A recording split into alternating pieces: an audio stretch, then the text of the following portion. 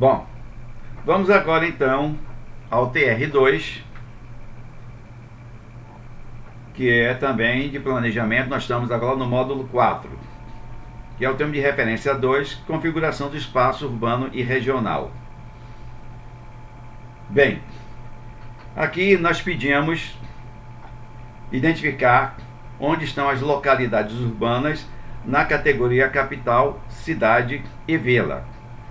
E aqui havia uma recomendação que vocês consultassem um documento do IBGE, porque é o IBGE que é a nossa é o órgão no país que estabelece as normas na questão da geografia. E nesse caso, como na geografia consta a cartografia, então as cartografias seguem algumas normas. E, para tanto, o IBGE vai classificar o que é uma cidade, o que é uma metrópole, o que é uma capital, e nós vamos até o que é uma vila. Claro que o IBGE vai caracterizar um povoado, uma aldeia, um núcleo ou outras divisões, não é? Outras categorias da hierarquia do que nós chamamos assentamentos urbanos, certo? Bom, dito isso, então, nós estabelecemos uma questão de representação gráfica para cada categoria. E não preciso ler aqui para a gente não perder o tempo, mas está no termo de referência para a metrópole, para a cidade e para vilas.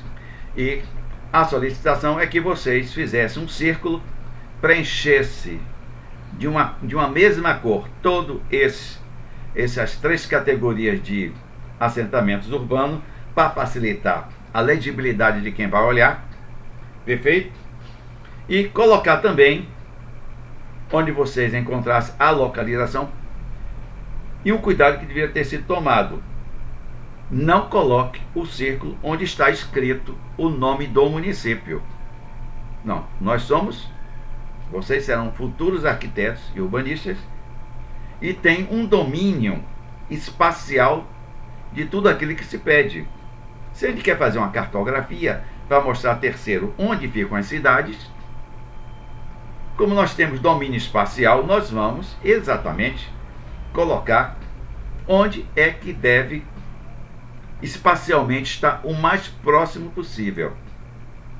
Então, aí nós não admitimos que possa ocorrer erro, porque vocês têm que estar fazendo essa atividade tendo pleno conhecimento do que é que está sendo desenhado. Não é simplesmente o desenho pelo desenho, mas o desenho está me configurando um determinado espaço do município onde está localizado o assentamento que eu quero atender o termo de referência que diz que é a metrópole, é a cidade ou é a vila. Perfeito? Bom, então, acredito que isto está devidamente esclarecido, porque eu coloco aqui a localização geográfica das localidades urbanas, dá até repetido, né? A localização das localidades urbanas, mas é isso mesmo, porque o IBGE considera tudo localidade. O conjunto é localidade e as categorias não. Então você tem, como tem a categoria da hierarquia, como eu já falei sobre isso. Bom, aí nós pedimos que desenhasse a malha viária naquilo que é estruturante, e aqui estão todos os elementos que deveriam ser observados. Ficou a critério de cada um de vocês interpretar, porque vocês têm que pensar na hora que está fazendo o trabalho. Lembre-se que eu sempre estou dizendo, vocês não estão simplesmente copiando, não estão fazendo simplesmente um rascunho. Não, vocês estão entendendo, certo? O que é a configuração de um território. Por mais que a gente tenha conhecimento das ruas, das vias, no caso aqui são as grandes vias que nós chamamos de rodovias. Mas pouco importa se é rodovia da BR ou se é uma rodovia da BA. O que importa é que o que é importante, o que é estruturante na análise de planejamento metropolitano é exatamente a ligação da cidade A para a cidade B. Qual é o menor percurso que eu faço? Pode ser uma rodovia de primeiro mundo, pode ser uma BR, no nosso caso brasileiro, e pode ser uma estrada de barro. Mas se só tem a estrada de barro, ela é a mais importante. Por quê? No final do planejamento, eu vou citar isso. Tem que ser pavimentada essa ligação da cidade A para a cidade B, porque é menor percurso e, logicamente, ela atende melhor a população. Bom, mais adiante, então vocês desenharam a malha viária e nós pedimos também que vocês localizassem as represas, principalmente a da nossa bacia, que é definida pelo Rio Joanes e o rio Ipitanga, tem também a do Jacuípe, mas é a maior bacia da nossa região, a do Joanes. E eu pedi que vocês desenhassem o rio para vocês verem onde é que nasce o rio de Joanes. Principalmente porque quem mora aqui em Lauro de Freitas sabe onde é que fica a desembocadura do rio Joanes. E vê o rio Ipitanga passar aqui pela gente. Aqui bem de frente, aqui da faculdade. Não é isso? Pois é. Então, vocês vão observar de onde é que vem, territorialmente,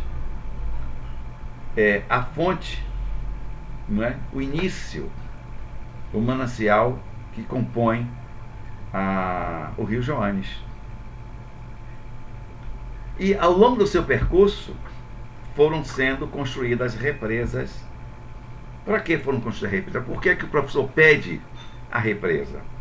Porque todos nós necessitamos de água. E observe que quase todas as cidades quando se resolveram construir as cidades, sempre foi à beira de um rio. Então isso não é nenhuma novidade. Porque a origem da cidade no mundo, lá onde é hoje o Iraque, foi o que? Entre os rios Tigre e Eufrates.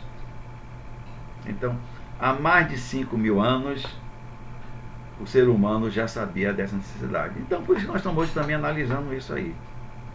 E vocês vão verificar que você tem a represa e tem o lago da represa. E eu pedi que vocês pintassem todo ele de azul, para ficar bem em evidência, e nós temos a informação de onde é que vem a nossa água. E da represa, então, nós vamos ter o quê? As adutoras, que são essas grandes tubulações que ficam na superfície e vão para as estações de tratamento de água até chegar às nossas residências. E vocês observaram que tem uma grande adutora e que eu espero que vocês interpretem, não é? Essa questão para a nossa região metropolitana, porque ela está além de nosso território. Bom, então, também pedimos as estações de tratamento de esgoto, e vocês sabem que o grande problema das antigas epidemias era porque não tinha, as cidades não tinham um adequado tratamento de abastecimento de água nem de esgoto. Então vocês vejam que Salvador é uma cidade com 473 ou 74 anos e ainda não tem toda a sua estrutura urbana com esgoto. Gente, isso aí é um verdadeiro absurdo. Ou seja, infraestrutura urbana para uma cidade que está alcançando cerca de 3 milhões de habitantes é questão fundamental e deve ser recomendado com toda a veemência no planejamento.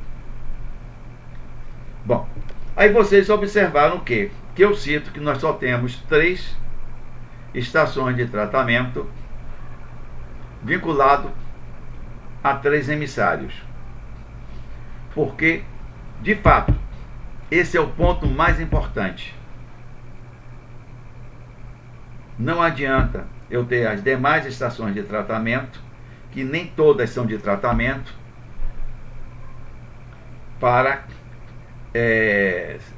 elas ter seus efluentes lançados onde?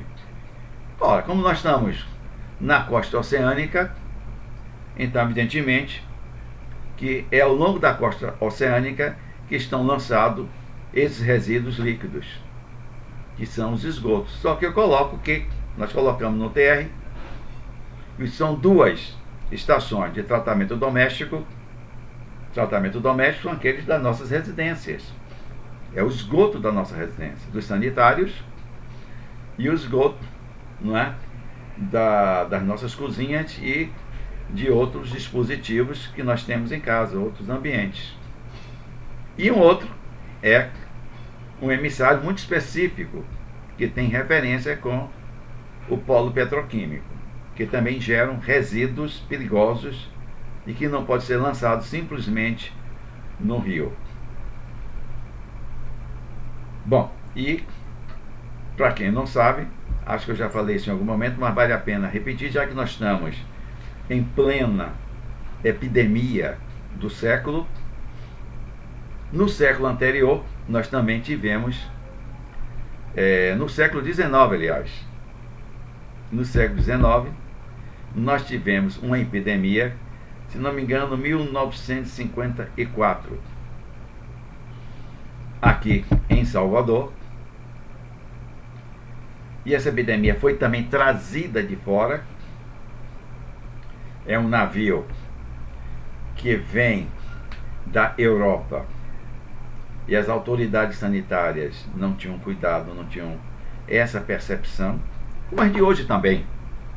A demora que foi, e você vai ver os historiadores, depois que nós superarmos esse problema do coronavírus, vai colocar na história o quanto nós demoramos para tomar providências.